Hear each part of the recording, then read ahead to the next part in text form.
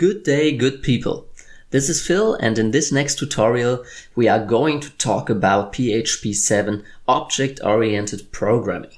You see, I changed the color of this topic because it is no longer part of the general PHP 7 playlist, because this topic is so important and builds on all the methods and all the stuff that we talked about before, that it deserves his own color scheme.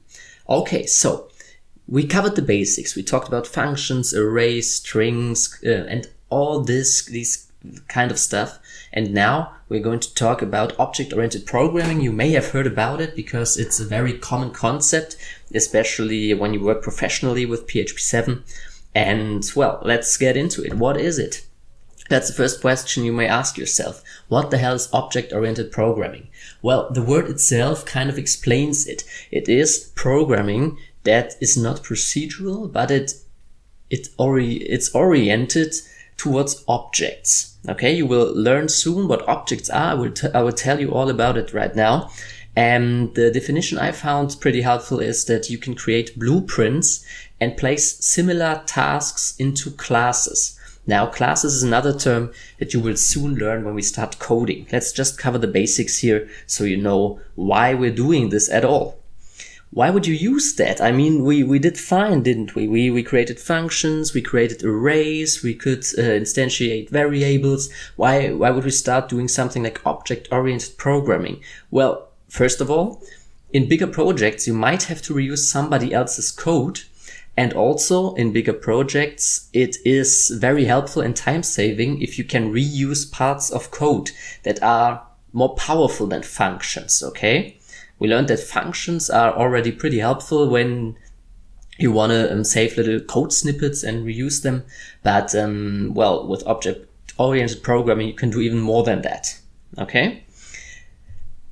Now, the key terms of this are classes, objects, methods, and properties. Okay, for now, that's all that you need to know. These are the 4 key words that everything is going to resolve around. You can create classes. From those classes, you can create objects.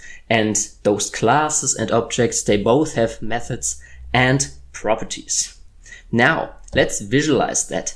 This is a blueprint of a car. Okay, this could be any car. It's just a blueprint. This blueprint tells us the car has a size, the car has a weight, the car does have a color, the car has a certain acceleration or a certain maximum mileage. It's not defined yet, but it tells us that this blueprint tells us there is a car and it can do stuff and it has different things. In this case, those things are properties. Okay? Now, the good thing about object-oriented programming is that there are classes. That's the most crucial thing. You have a class, and from this class you can create an object. So now, having this blueprint, you can go ahead and create a car. For example, this one. All right? So you go ahead, you make this beautiful Vauxhall car, which used to be Opel, and this has the color silver. It has the weight, I don't know, 2 tons or whatever. I guess cars weigh more than that, I don't know. Fact is, you can create it from this blueprint, okay? But you could also go ahead and create this car, beautiful red Aston Martin. You see, different color, different size, different horsepower. The things vary, but it has all those things because it comes from the same blueprint. Or you might as well go ahead and create this red Mustang. It has the same color, almost, but it has a different size, different acceleration. So this is to visualize what classes and objects are. So the blueprint is the class, the cars are the objects. Now, next thing, we have methods and properties. Now, what are those? Properties are basically what I just told you, that the fact that the class can have a color, a speed, or a size that you can assign to your new object, your car. And the other thing are the methods like acceleration or behavior. All right? Different things that the car can do and doesn't have. Properties is a little bit like variables, but it's not all the same. And methods are a little bit like functions. It's basically properties are what the car has and methods are what the car does. All right. Okay, folks, enough talking. Let's get to it and write some code. Okay, since we talked about the class car all the time, let's go ahead and create one. So what do you need? Well, you guessed it, folks, the class keyword, empty space, and then we call it car. We can call it whatever we want. If you want to call it several words like car class, use the camel case kind of typing, and then you can add several words. Okay, then new line, curly brackets. Here we go. This is the basic skeleton of a class. Okay, this is how we start. Now, if you want the class car to have something, well, so let's start with this. This is how you create a class car, and this is how you create an object. So for example, you choose a variable called Mustang because we had that before, and you set it to new car class. You know what? Let's just call it car. The class name twice, it kind of irritates me. That's all there is. So here we have a class car that has no properties and no methods yet.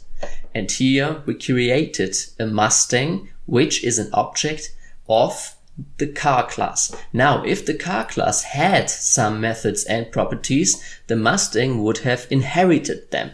Okay? This is important. So everything that we are going to write in this class, the Mustang inherits it. Okay?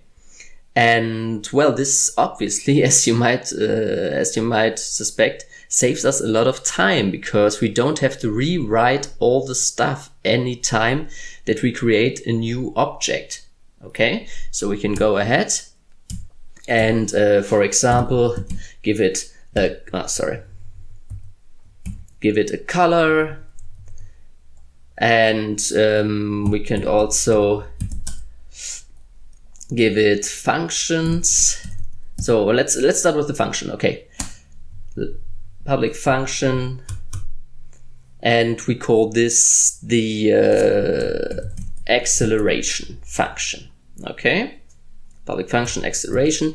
It doesn't take a parameter, and public is important because if you want to access it outside of the class, you have to make it public. You can also do private functions, but this is a topic for a different video.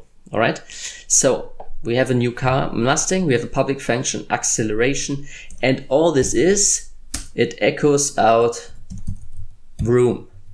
Okay, so now if we refresh here, obviously nothing happens because we have to call this function first in order for this to happen. So now if we want our Mustang to use this function, we go ahead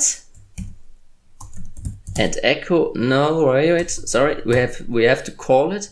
So we call it like that, Mustang, then we make this, and then we call the acceleration function. And now if you refresh, you get room. Okay, so this function is the first method that we put in our class. This is a method because it does something. So functions that are within a class are methods. Properties that are within a class are methods, and are variables, are properties in this case. Okay, so we created our first method, the public function acceleration. This echoes out room. Then we created a new car. This is important. If you leave this part out, you cannot obviously access the acceleration, you know, because the variable has to be defined. You have to create an object first, and with this object you can access, with this sign minus bigger than sign, you can access the method here. Okay, folks, that's gonna be it for today. I don't want to overload this tutorial, so I see you in the next one.